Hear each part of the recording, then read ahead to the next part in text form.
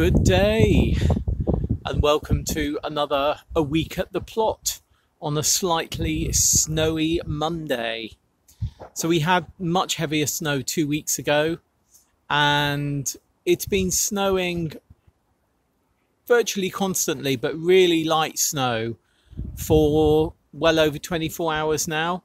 But the temperature keeps on fluctuating. So where it has settled on the roads and the pavements, it seems to have warmed a bit and that has now gone. So coming down here was not an issue.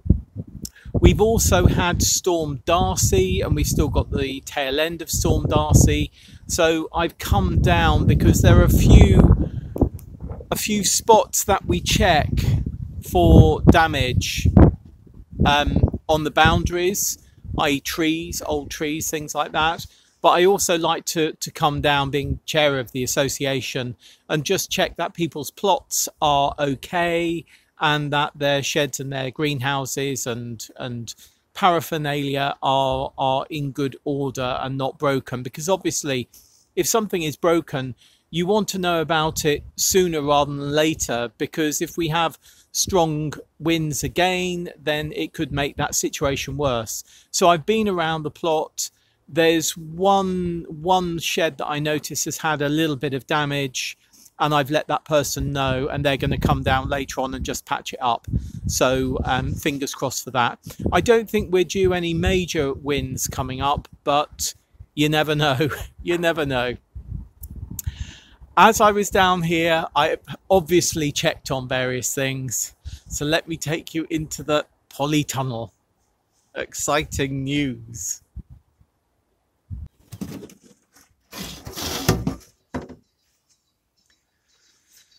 Oh, exciting.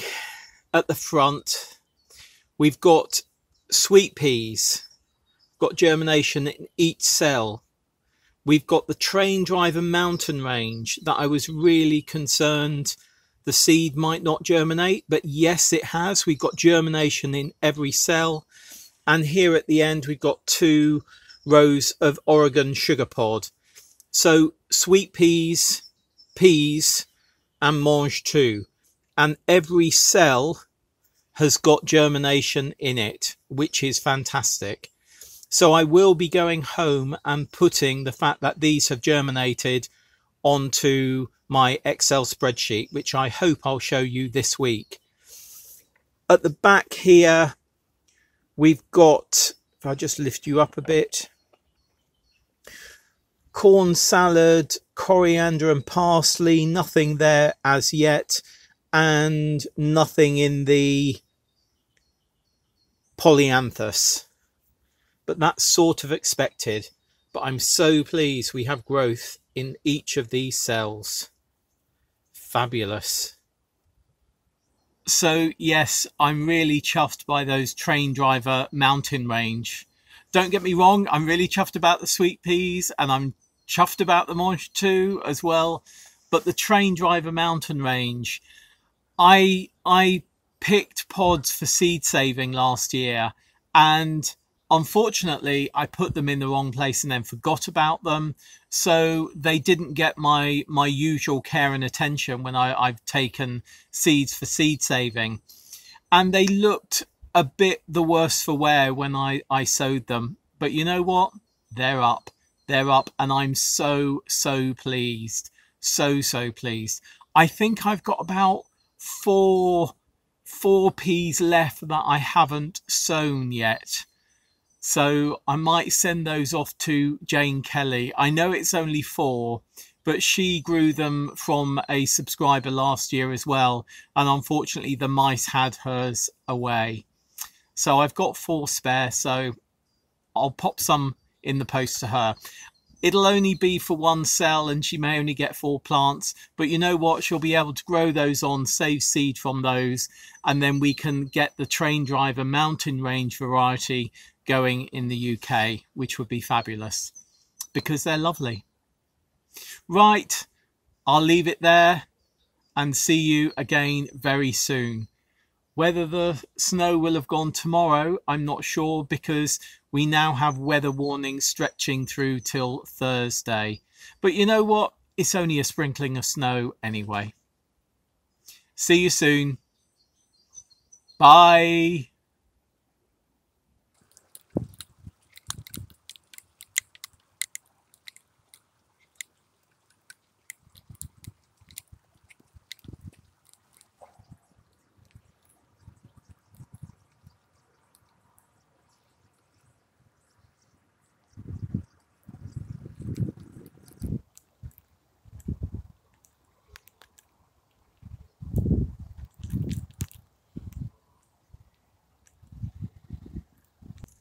Good day. Well, it is snowing now. I was doing some work at my desk this morning for about 4 hours from 7 o'clock, 7:30, something like that. And I had seen on a local Facebook group, a neighbour nearby had put that she had that broken spade. It's a border spade.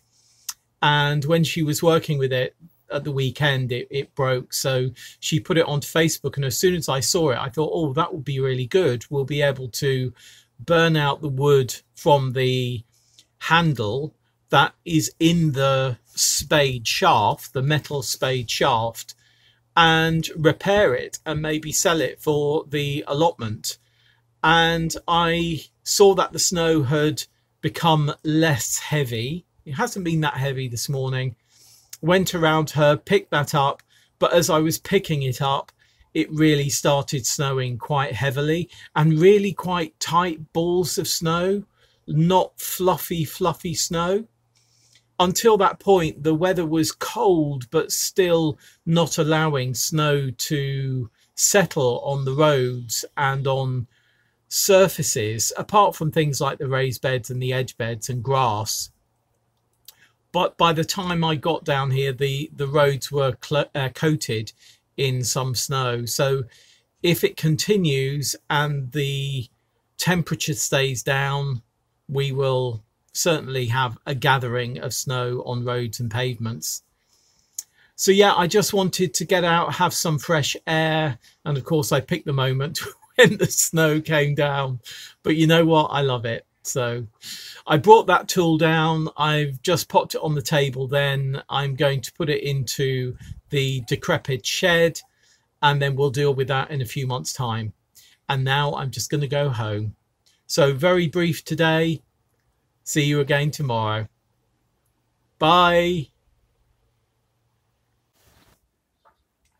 Good day. That's looking across our plot and then neighbour's plot, another neighbour's plot over to the blue shed.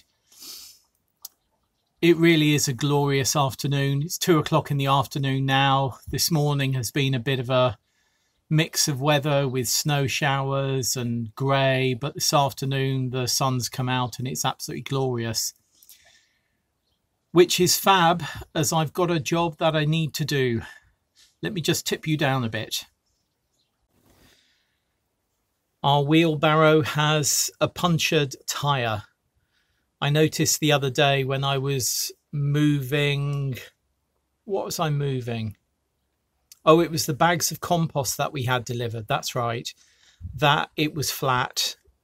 So on the left here, this one is one of those punctureless tyres that I've actually had for a good number of years, simply because I bought it for a wheelbarrow at the community gardens that needed a tyre replacement and it didn't fit. It was too big.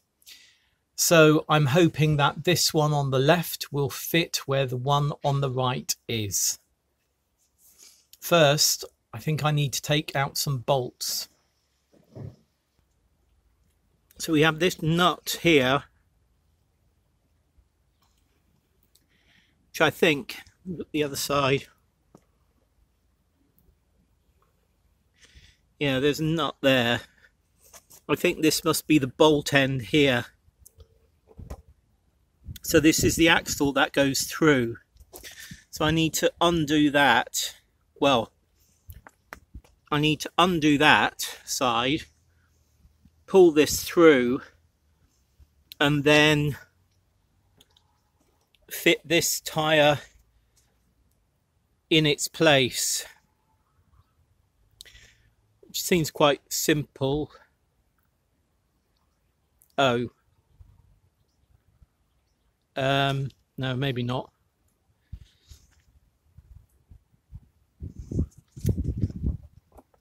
This hole in the middle here clearly isn't, it's bigger than this is going to be.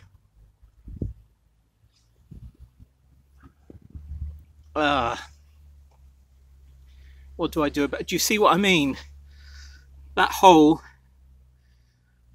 is wider than this bolt, and its axle is going to be,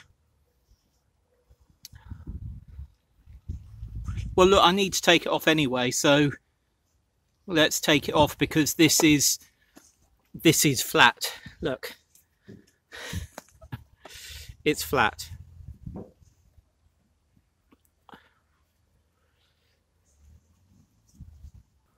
So I've taken the axle bolt. Is it an axle bolt? I don't know the words, but an axle bolt.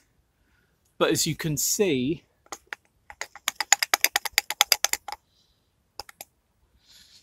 that hole in that tyre is considerably wider than that. I mean, this one's got that bit that goes on there.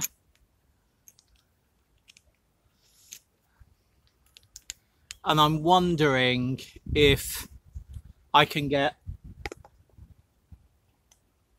something that's wider. I mean, that will slip on here and fill up that.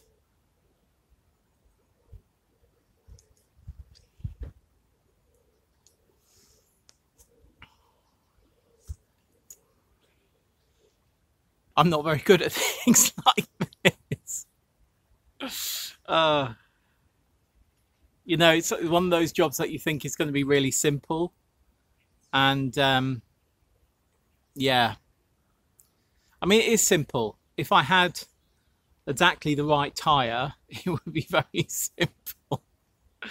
But obviously, I mean, these tyres are about 30 quid or something. I don't want to buy another tyre. And looking at this tyre, I think it's got a puncture there. Not sure if you can see that there.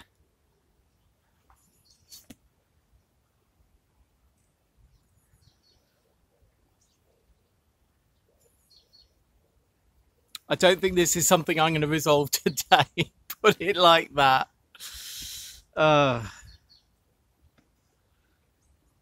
Does that come off? No.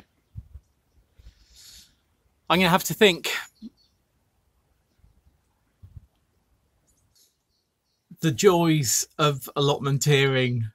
I was just sitting out there looking at the wheel and looking at the shank. Is it a shank? I think he called it a shank. Axle shank? I don't know. But the bit that goes through the middle. And a fellow plot holder went, "Are you okay?" Which, to be frank, is something I've said to a lot of plot holders since I've been here. And this time it was my turn to sort of go, I'm a bit befuddled. So yeah, the help of another allotmenteer.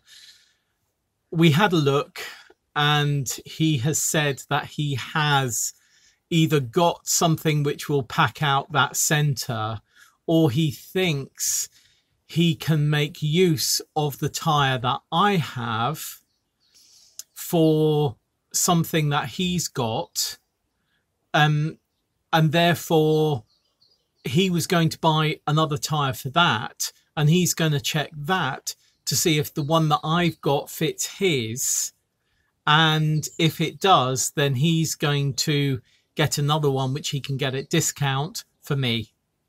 So fair swap, I think. Fingers crossed that I was going to say fingers crossed he knows what he's talking about. He so knows what he's talking about. He really does. It's me that doesn't. And he's just given the wave.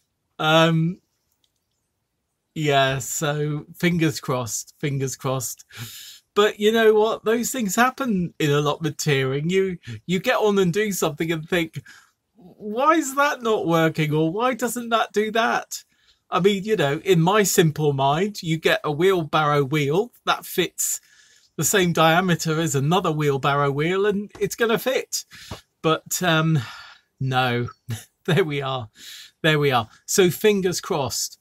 I do want to take a pot and some compost home today because there's something we're going to be doing at home tomorrow that needs a pot and compost. And I want to take the compost home from here today where it's cold and leave it for 24 hours in the house in our utility room, which is warm, because I want the temperature of the soil, the compost I'm taking home from here, to come up to room temperature for what I'm going to do tomorrow, or maybe Friday that will be. But anyway, I'm taking the pot and the compost home today, and I hope my friendly allotmenteer can sort me out. There we are. That's it for today. I will see you again very soon. Bye. Good day. And rather another glorious day, though the skies aren't quite as blue, but the sun is out. And today we're doing a highly scientific experiment that will take all our gumption to work out whether something works better than something else. When we saw Vivi over New Year, she brought us some lovely Christmas gifts. And one of them was a variety pack of cereals. Now, of course, the little variety packs have their cereals in boxes, in individual boxes. So we've decided to use those boxes as little seed pots.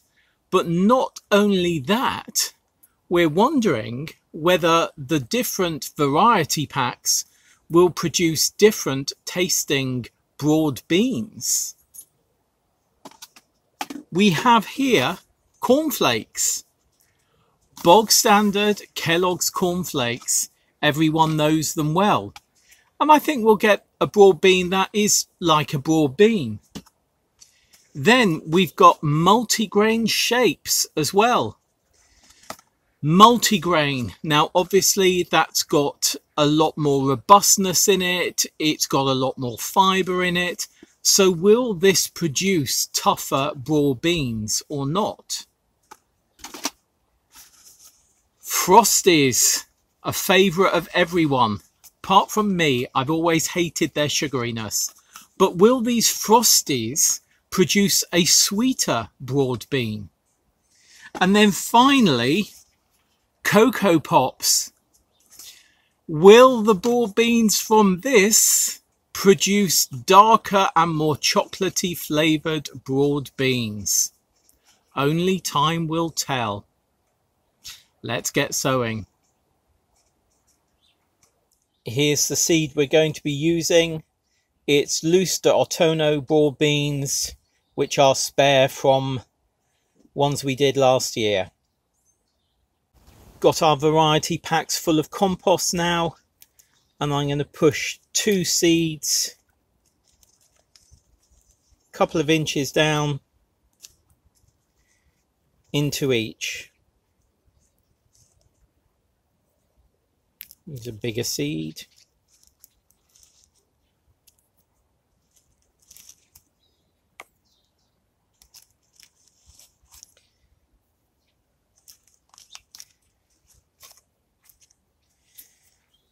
And now I'm going to top those up. These are now topped up, and I'm just going to give them a little water, and then they're sorted. There we are. That's our highly scientific experiment begun. Will different variety packs of Kellogg's cereals deliver different tastes in the different broad beans? Or will in fact the plants look any different whatsoever?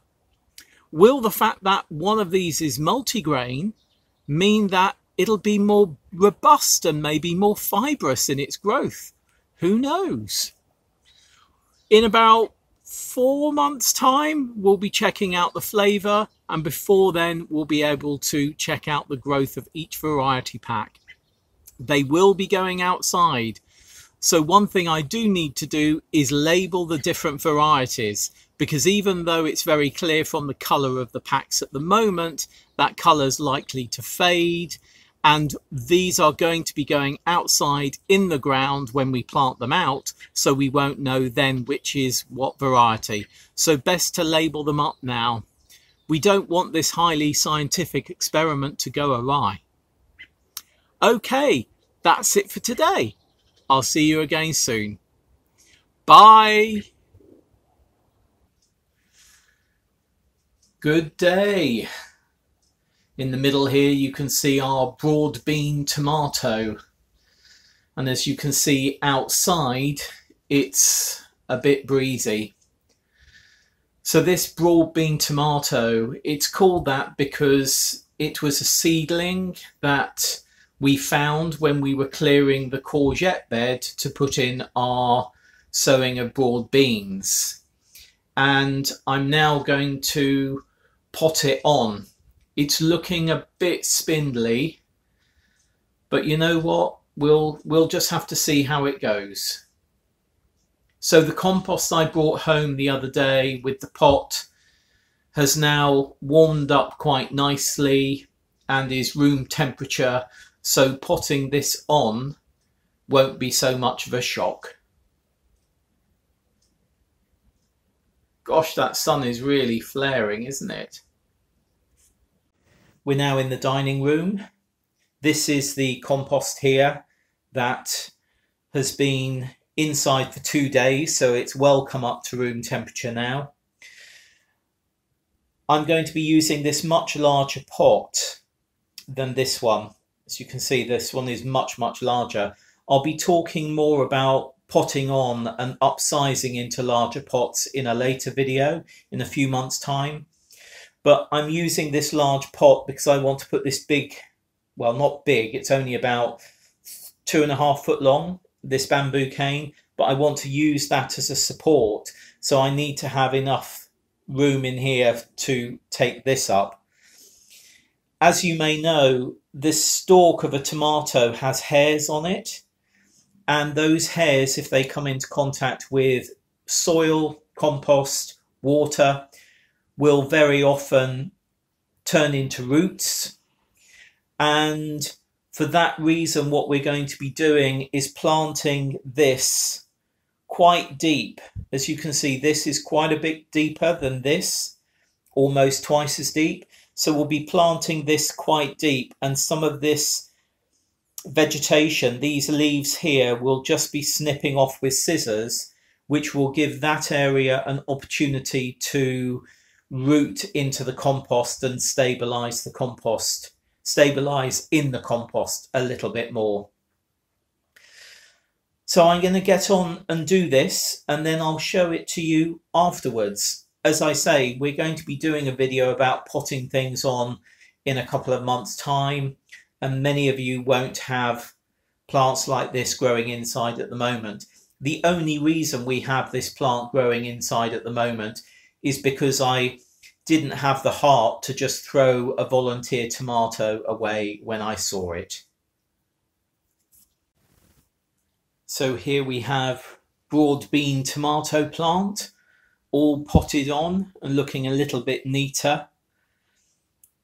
And we'll just keep on watering and feeding him or her and see how it develops. It's going to go upstairs into our top room now because there is more light up there. That's it for today. See you soon. Bye.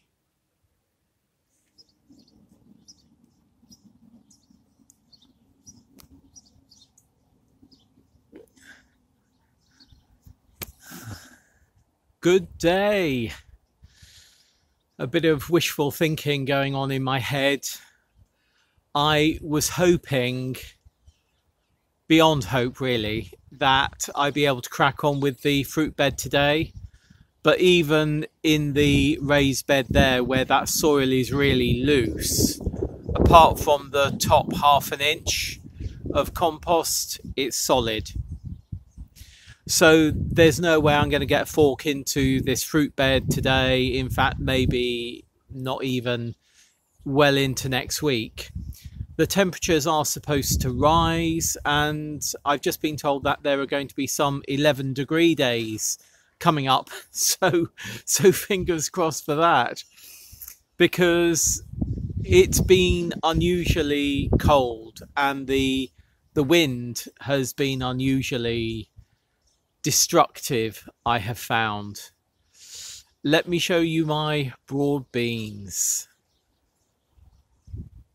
Right, obviously broad beans often take a knock with snow and with cold, but actually some of these are really looking pretty bad. I don't know if you can see here, there's a bit coming off this one that has died. If you go over to these that are actually lying on the ground, what I'm noticing is some of the stalks have actually frozen through and are now hollow. Let me take you closely into this one here. Hopefully here you can see what I'm talking about. This bit here is nice and green, but this here, basically, look, there's nothing. That's just gone dry. Nothing in there.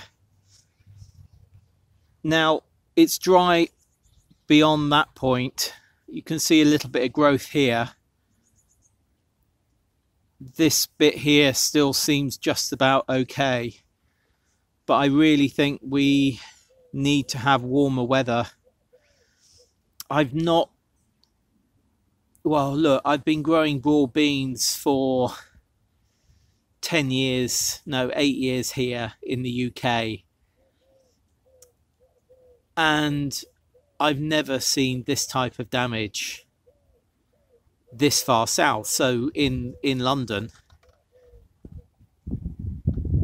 And if let me just turn you around so you can see here again, this one has dried right back. One over here has, one over here has. What I'm hoping is that they will regrow. Obviously, if they don't, there's plenty of time to sow again. Let me just show you another one and zoom in. Again, this one, it looks to have some damage here, but there's this new growth here.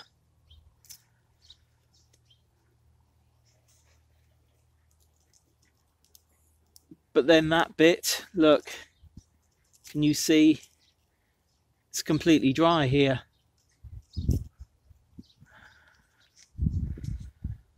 Never had that before. It's my second year growing Bunyard's exhibition. Maybe it's the variety. Usually I've grown Claudia Aquadulce. But you know what? There's new growth, as I say. So I'm not going to worry too much. And if some are not growing in, you know, a month, 6 weeks time, there's going to be time to resow. But yeah, I'm a bit surprised. But hey ho, that's gardening and growing for you. Right, I will leave it there, and I'll see you again tomorrow. Bye. Good day. Though in fact it's still Saturday afternoon. I decided I would just see how far the fork goes into the beds that I want to work on, the fruit bed, the vinyl beds, and a bed behind the shed. And there's no way that that fork is going to go into any of those beds. That ground is solid. I've looked at the weather forecast, and from sort of Tuesday, Wednesday, we do have some highs of 11, 12 degrees for about a week, and nighttime temperatures well above freezing. So maybe by the end of this week, I'll be able to crack on with 1 or 2 of these beds, fingers crossed. I'd love to do that, because looking further ahead, as we get into the back end of February, we're going back to sub-zero temperatures at night and 5-6 degrees tops during the day. So with a wind chill, that will really keep the ground pretty firm and may even refreeze the ground. So yeah, I'm going to see if I can get onto those beds the back end of this week. But what I've decided to do today whilst I'm here is think about pruning that needs to be done.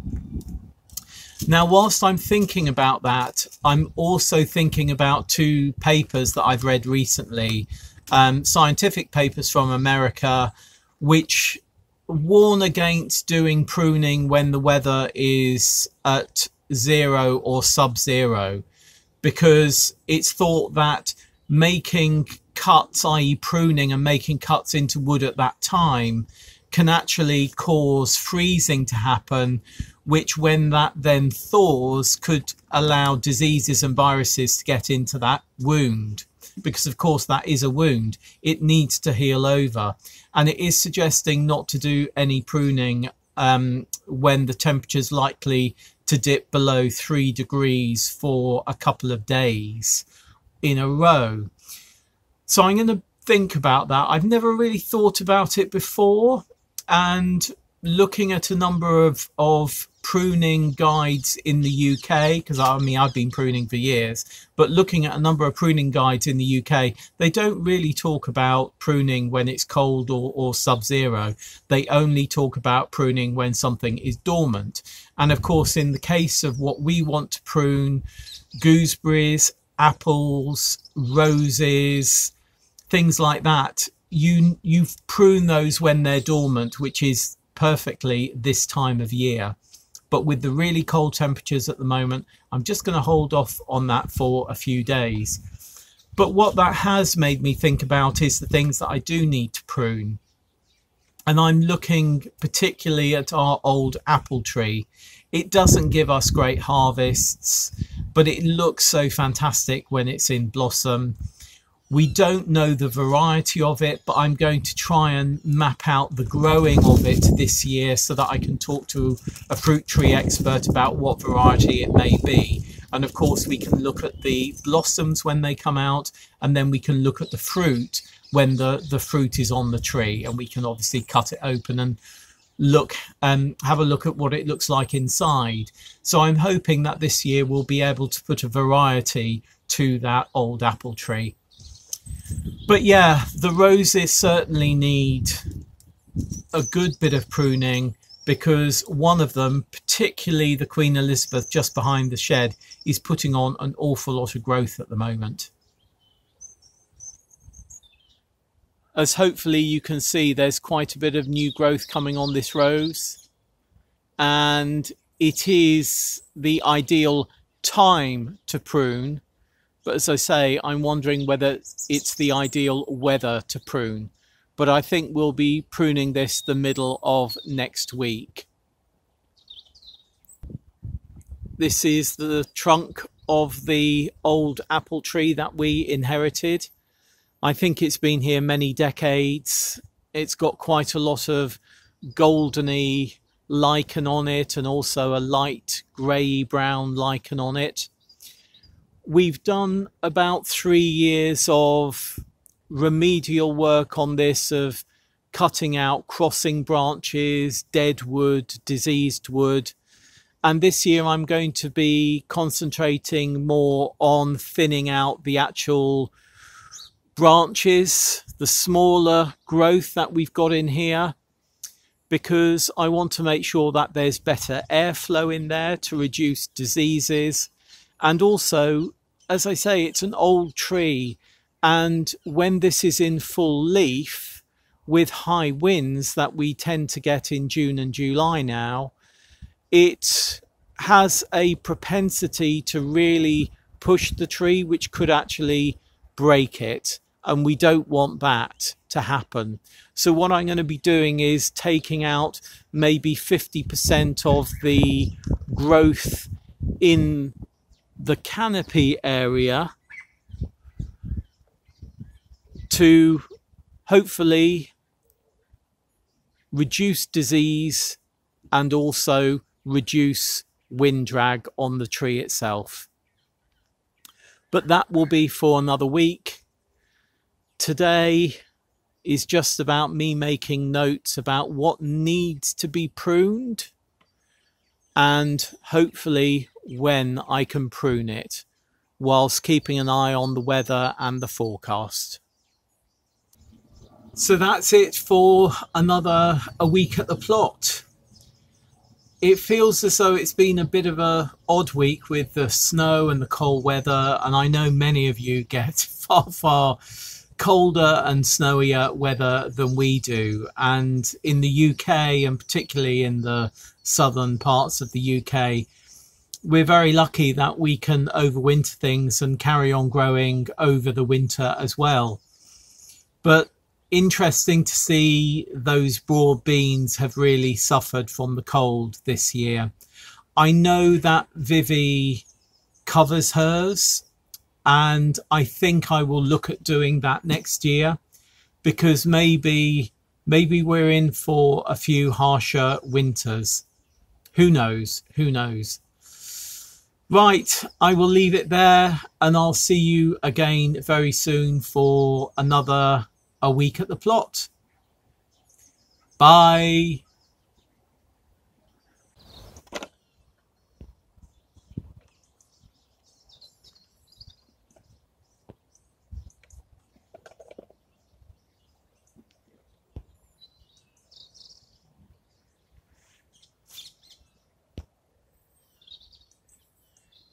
What are you doing there?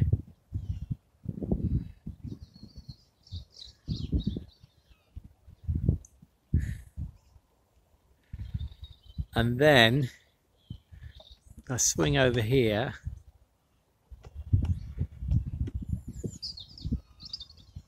Look.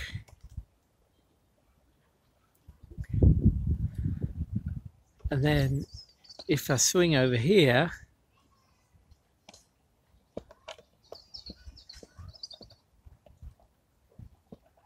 look.